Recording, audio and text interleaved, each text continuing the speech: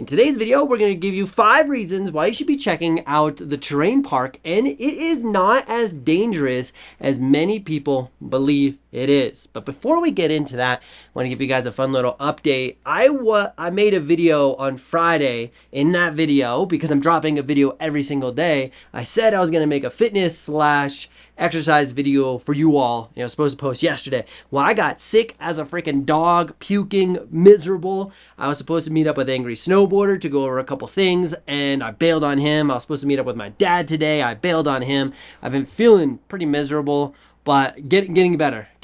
And when I was laying down, I was feeling good. When I was sitting up, like just doing this kind of stuff was pretty rough. So I just ended up chopping up part of the podcast up and posting that. So a little update on that. But when it comes to riding the terrain park, there's so many awesome reasons why you should be in the terrain park, and I'm a big fan of it. And let's make this video about terrain parks / doing tricks because it is really fun.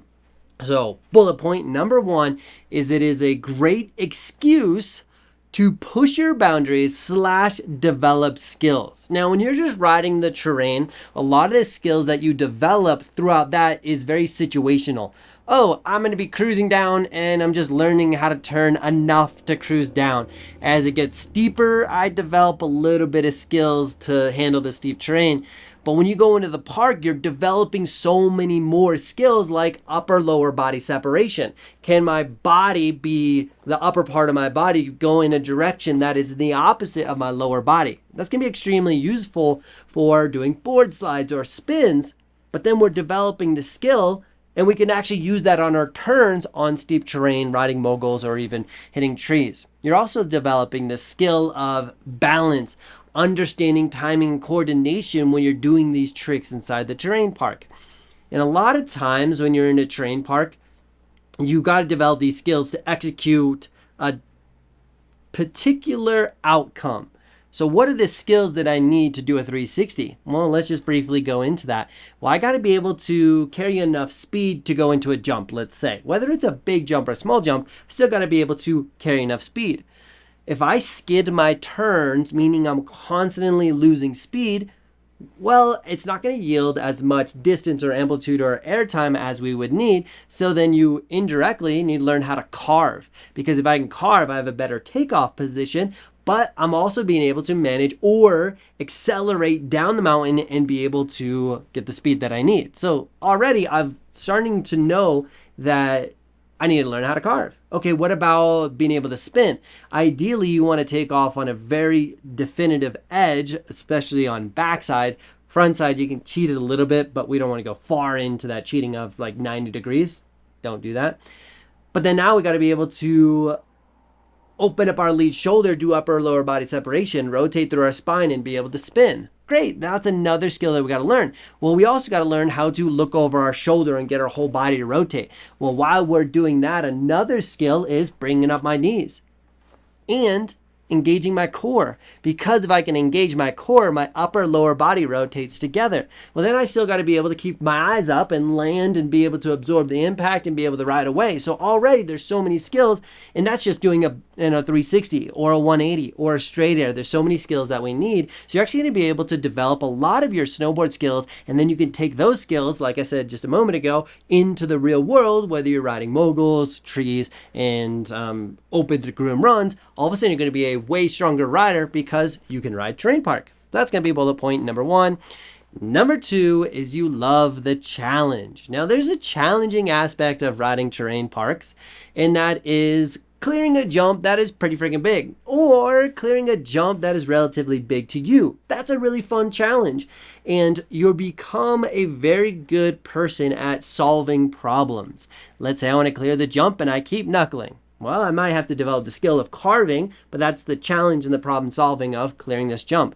What if I want to do a 360? Well, in my head, I got to figure out how to do all these components, which is really fun. But then there's also other times where you love the challenge of trying this new trick. Let's call it a board slide with a 270 out. So you're going to go in, you're going to go sideways, and then you're going to continue the rotation and go 270 out.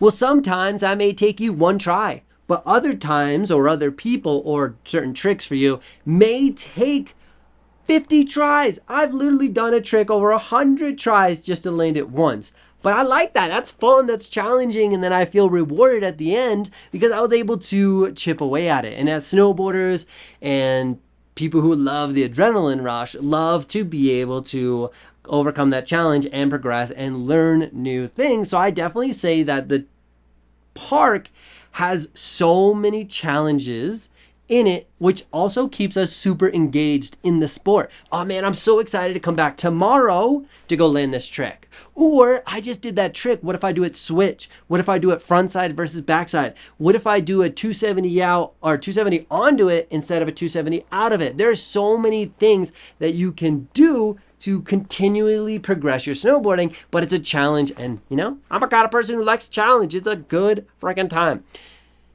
Number 3 is going to be you like to be able to track your progress. When we're riding just the mountain, it's really hard to quantify how easy that mogul run was. Well, I might have done it faster, doesn't mean I've gotten better, just means that I've become familiar with the terrain.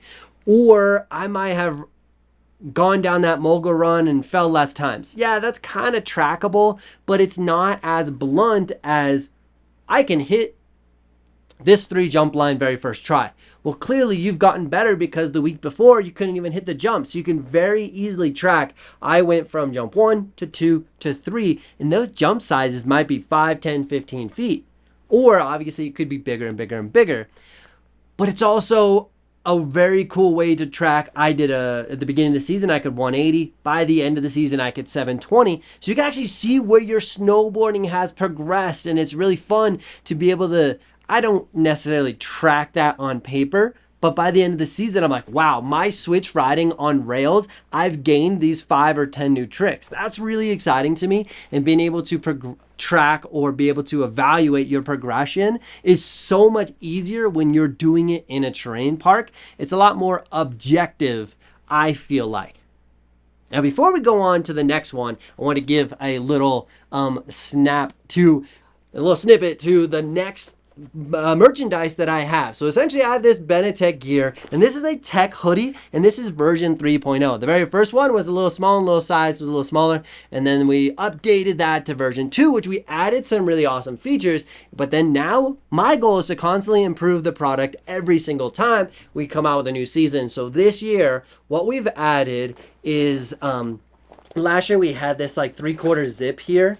But the problem was there was an event. So then you have a 3/4 zip, and all of a sudden the 3/4 zip was like, yeah, it's open or it's closed, but there's no airflow. So we've shortened that a little bit, but then added a separate air vent here. So you have air vent and a 3/4 zip, so you can get in and out of the hoodie really easily. And then last time we didn't have a little button at the bottom, so I added a nice little, look at this thing. It's a little, you can't really tell probably, but it's like a nice little button at the bottom to keep it all locked in. And then we've also made some small improvements on the kangaroo pocket. So if you're interested in picking up any gear, including these brand new Bennett Tech gear or Bennett Tech goggles, definitely check those out. They're going to be linked down below.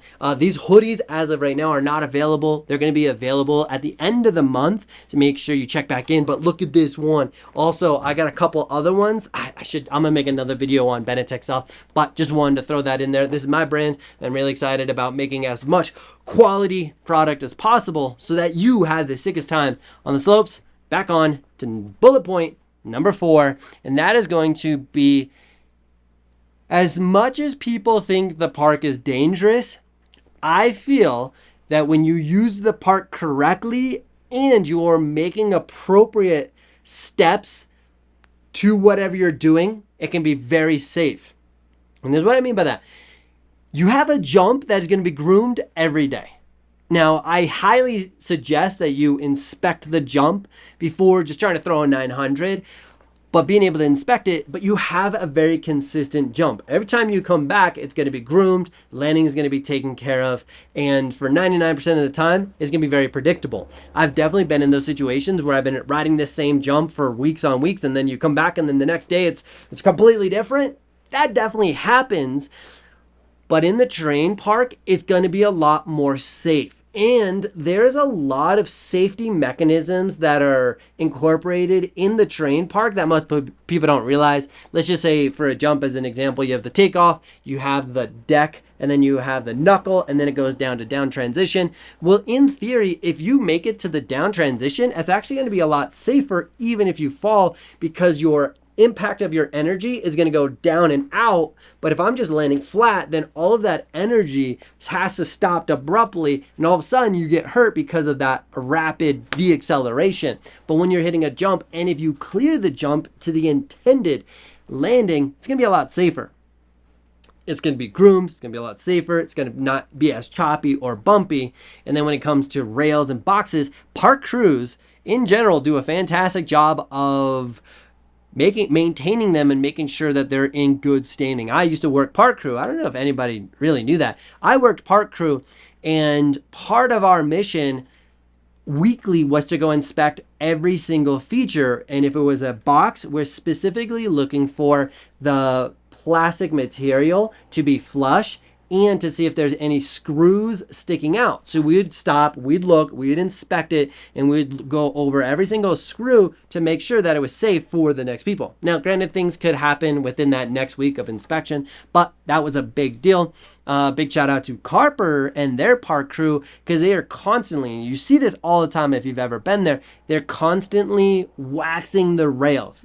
You know, rails sometimes get a little sticky. Well, they're out there waxing them and making sure they're smooth. And even in the springtime, they'll use like coconut oil to make sure it's sliding. So you know it's going to be a lot more predictable. Let's move outside of the park. And if we're trying to progress our tricks, and there's going to be a lot more variables. Let's say that we found a nice natural jump. Well, that jump may evolve and change really rapidly, or the more it gets hit, so then it's really bumpy on the way in. Well, that's not as safe as it could be. What about the run out? Well, sometimes the run out has a lot of bomb holes. It's really choppy. There could be rocks sticking out. There could be a lot more vulnerable things to happen when you're outside of a park.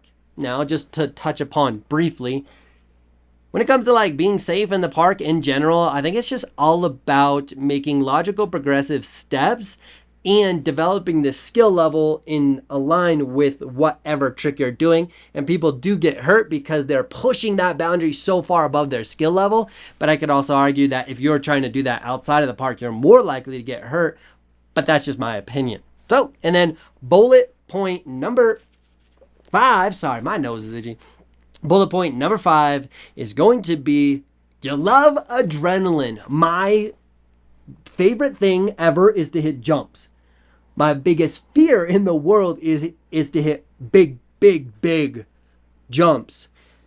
So when it comes to hitting jumps, I get such an adrenaline from that, and I enjoy like the accomplishment and overcoming fear and the challenges that you can face, and oh man, this is like, I gotta pull the trigger and just go for it. And so if you love the adrenaline and you love chasing like a little bit of the butterflies in your stomach, definitely going into the park can be really fun, because there's always something to work on. There's always something new to challenge you, or there's always a bigger or gnarly feature that you can hit. And if you're at like one of the small parks, then yeah, the features might not be the adrenaline, but the trick choice that you choose is what is going to be very different or that exciting. Instead of going down the rail with the front side of your body, go with the back of your body sliding down backwards. Could be extremely exciting and super adrenaline based. So that is 5 reasons why you should be trying the snowboard park this year. I'm going to also make another video about different safety aspects and things to know so that you can have a super awesome season in the terrain park. I've been riding park for a long time. Now that my skill level is where it is, and I can understand how to put myself in a better biomechanical position, I've reduced my injuries significantly. I had a guy who commented something about he's a skier for 50 years and never been hurt. Well, skiing is very different than snowboarding, but with my hip, I had a hip surgery last year, and it was more of a deformity in my hip that eventually was going to happen anyways. I wouldn't blame that on snowboarding, but if you understand how to ride and be calculated in the park, it doesn't have to be super dangerous. Like, I haven't had an injury in years other than my hip, but that was like, kind of a off thing. But regardless. And then a side note, I'm going to be doing live streams every single Tuesday. So right now it's Sunday. So on Tuesday, if you have any questions, you want to come hang out, you want to chill, I'm going to be doing a live stream here on YouTube on Tuesday at 7 p.m.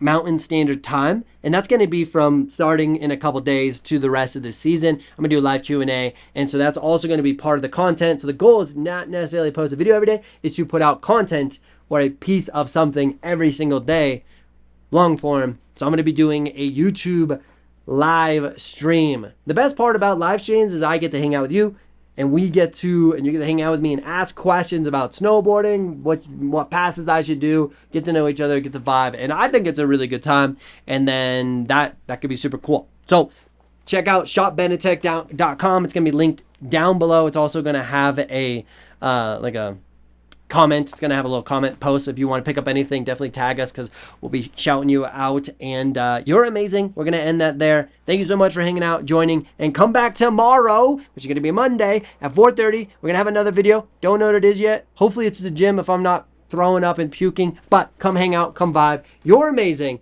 And on that note, I love you. Bye.